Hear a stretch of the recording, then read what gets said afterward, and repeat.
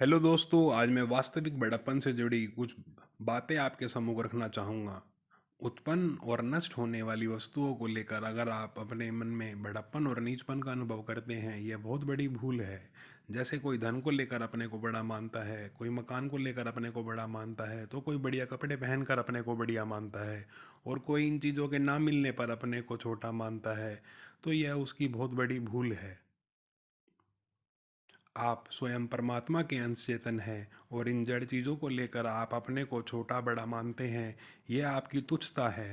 आप तो इन चीज़ों की उपार्जना करने वाले हैं। आप तो उपयोग करने वाले हैं। इनके आदि और अनंत को जानने वाले हैं। फिर आप इनके गुलाम क्यों हो जाते हैं? धन मिलता है और छूट जाता है। श्रोता मिलता है और वो भी छूट जाता है।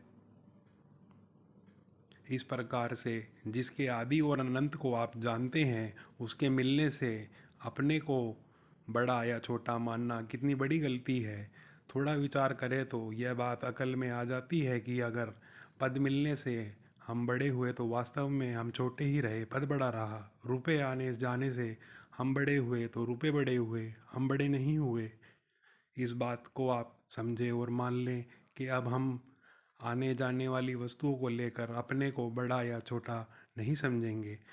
आप स्वयं बहुत बड़े हैं, भगवान के ही अंश हैं। यह बात धारण कर लें कि अब इस उत्पत्ति का विनाश वाली वस्तुओं को लेकर अपने को बड़ा या छोटा नहीं मानेंगे। आप इन चीज़ों की उपार्जना करो, इनका उपयोग करो, इनका काम में लो। जड़ चीज़ों को लेकर अपने को बड़ा मानना पराधीनता है। पराधीन व्यक्तियों को सपनों में भी सुख नहीं मिलता।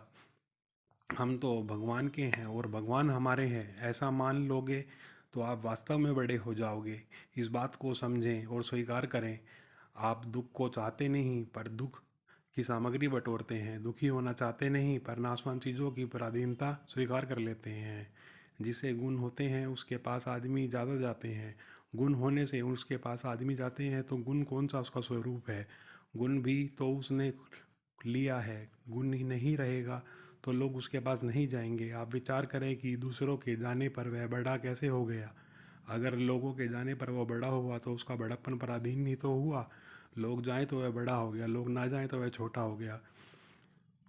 अगर हम किसी गुण के कारण किसी की बड़ा मानते हैं, विद्या के कारण किसी को बड़ा मानते हैं और अपने को बड़ा मानते हैं, पद के कारण अपने को बड़ा मानते हैं, लोगों के द्वारा आदर सत्कार होने पर अपने को बड़ा मानते हैं, तो यह सब की सब एक पराधीनता ही तो हुई।